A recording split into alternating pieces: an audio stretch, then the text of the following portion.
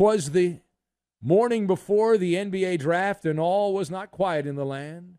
The swap meet is open for business, and we are told it's been an interesting 24 hours. So we were originally told the Celtics, the Clippers, and the Wizards had agreed to the outline on a 3-team trade that would have sent Kristaps Porzingis to Boston. He would have gone there.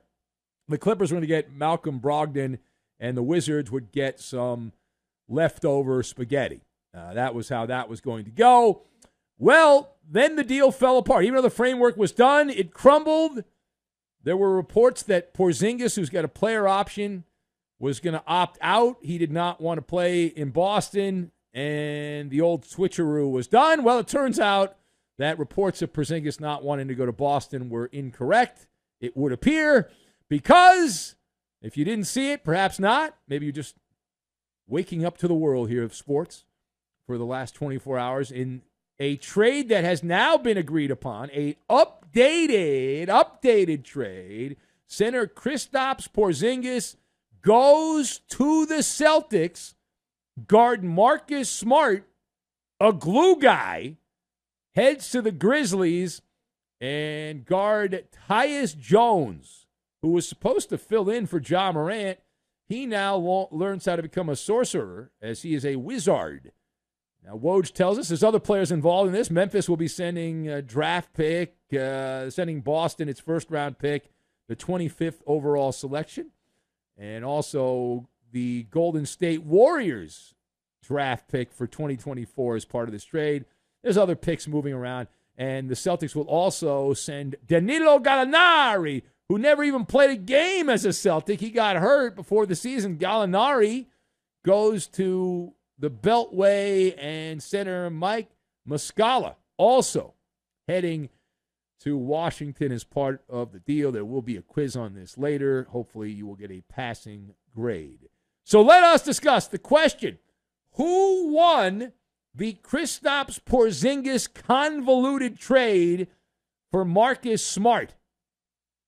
So on the Maller report card, I give the Celtics a B-.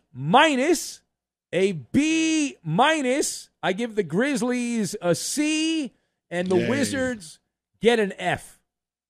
So that's how I have the grading on this trade. I'll explain why, my method to get there. I know you're dying to know that. I've got Home Depot, the floor is lava, and Hello Kitty. And we will combine all of these things together, and we are going to make a switcheroo, which is what we've had here, the old switcheroo. So, this deal does not change the time-space continuum.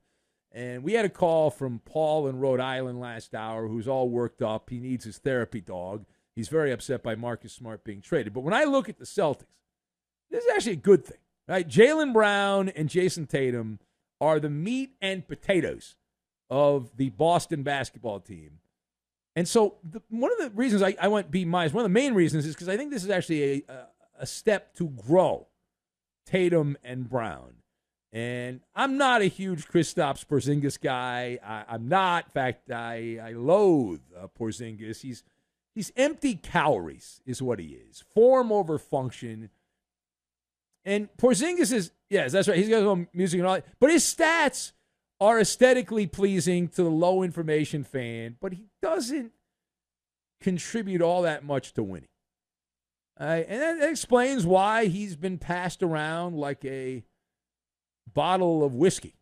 He's goes from city to city. He was with the Knicks, Mavericks, Wizards. Now he's on to the Celtics. But when you look at the team that plays on the parquet there, this trade is essentially a trip to Home Depot, right?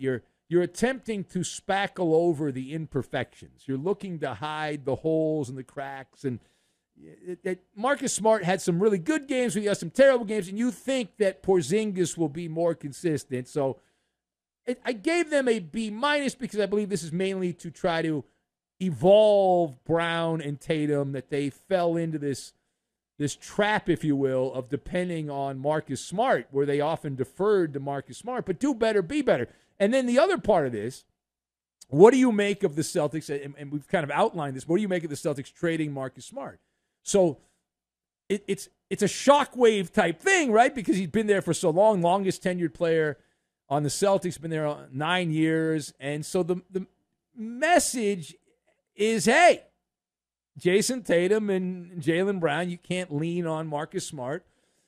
We're going to pay you $300 million each, and you got to do it. You got to get it done now. So it messes with the zeitgeist in the locker room, but I believe that was intentional, that Marcus Smart is a firecracker. He oozes green. Literally, the man oozes green. Have you seen his hair? That green hair dye, it oozes out of his hair. And so the guy has his own cereal in Boston at the grocery stores. And how many times did Jayson Tatum and Jaylen Brown defer to Marcus Smart on end-of-game situations where they deferred and they gave it to Marcus Smart, and he would shoot a three-pointer, and oftentimes he would miss it. Right? And that was a common occurrence. Am I imagining that? I don't think I'm imagining that. Am I imagining that? I don't think I am. And so now it's like, hey, you gotta do it, man. We need you to take the shots at the end of the game, right? And there were Jayson Tatum passed over open shots. Jaylen Brown was so passive, he didn't even attempt a lot of shots in late game situations. But now, as for Marcus Smart and starting over on Beale Street, I don't think it's a great fit, assuming he stays there, and it looks like he will. But for the Celtics, it's an odd return. Why the unicorn? Why? I'm really scratching my head, and I'm not just doing this for talk radio purposes. Like, Porzingis' skill set is extremely limited. He's a pretty good rim protector. He's very tall. He's an above-average outside shooter. Get some baskets around the rim on putbacks and the old pick and pop and all that, but that's about it. When you look at his game, the big fundamental was Tim Duncan back in the day. Whatever the antithesis of the big fundamental, that would be Kristaps Porzingis, whatever that term is. When it comes to screening, passing out of double teams, boxing out, rebounding, he is useless. I would rather have Crying Craig do those things. He rarely takes advantage, and you can go back to his days in Dallas. I know this because the Mavericks played the Clippers back-to-back years in the playoffs, and Porzingis was there, and the mismatches against smaller players. If I'm not mistaken, he got out-rebounded by Marcus Morris. And Marcus Morris, all he does is pretty much stand out around the three-point line and just wait for the ball and then shoot it and does nothing else. He's really good at that, but that's all he does. So needless to say, we are not part of the unicorn marching and chowder society. And Porzingis will bring a level of Cool Whip softness that the Boston fan is not seeing. Some of you guys are saying, well, what about Jayson Tatum? Jayson Tatum soft. No. Side by side, Porzingis will make Jayson Tatum look like Rambo side by side. I'm not kidding. I'm not kidding. So the trade is also a tell. All trades are a tell. It's a big admission. A guy like Porzingis is doubling down on the Celtic franchise charter. The trade for Kristaps Porzingis is the green team analytical department winning whatever battle there was. They love three-pointers. If you love three-pointers, Porzingis is a dreamboat. He's the perfect arcade player. Pop a shot. That is a vote of confidence to let him play Joe Mazzulla in the playoffs last year when the Celtics had defensive breakdowns. What did he say? Joe Mazzulla? Joe Mazzulla said what? He said, hey, we got to shoot the three-point shot better. Anything went wrong, Mazzulla said, hey, we got to shoot better. That was his answer to everything. So Porzingis, that's what he loves to do, is shoot endless money balls. He's allergic to pounding the paint. In fact, even though he's a grown-up, in many ways he's like a child playing the floor is lava game. The painted area, by the way, is the lava on the floor there. You can't go in the painted area because his face melts. You know that famous scene from the iconic Indiana Jones, the Raiders of the Lost Ark? Remember the scene where the face melts? That's Porzingis when he goes in the lane. Good luck.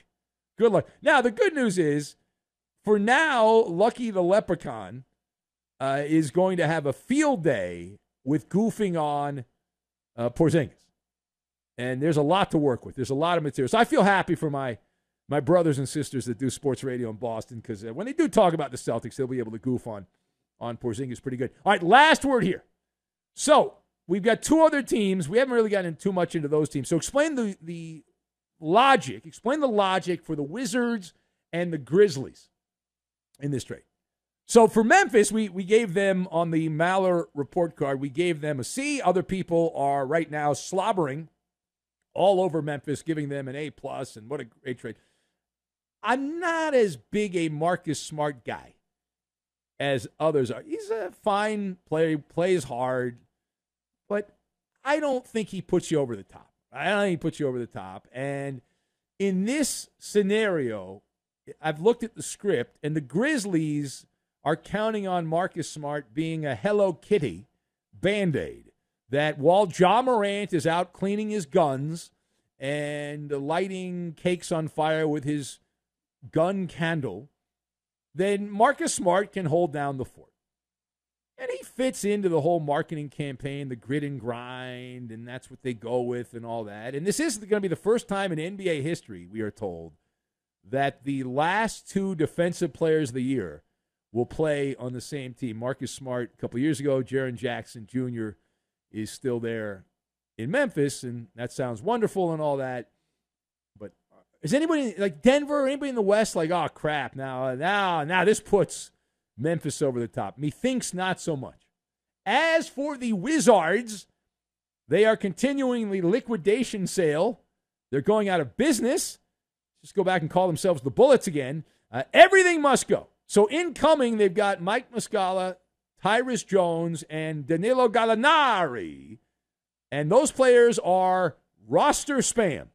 If they aren't traded now Tyrus Jones, you say he's going to play. He'll be the starting guard there because Chris Paul's going to be bought out for Washington. Okay, so maybe he's not completely roster spam. But Gallinari and Muscala absolutely are. And if they're not repackaged now, they will be made available once the season begins at the trade deadline on all that. So the Wizards are running and gunning for L and L, as in losses and lottery, a.k.a. lottery balls. And Bradley Beal was given away for some pocket lint, and now Porzingis has been sent away, and the return coming into Washington is slightly better. It's like some old M&Ms, but not peanut M&Ms, regular M&Ms that have been laying around, and then some potato chips, but not crisp potato chips.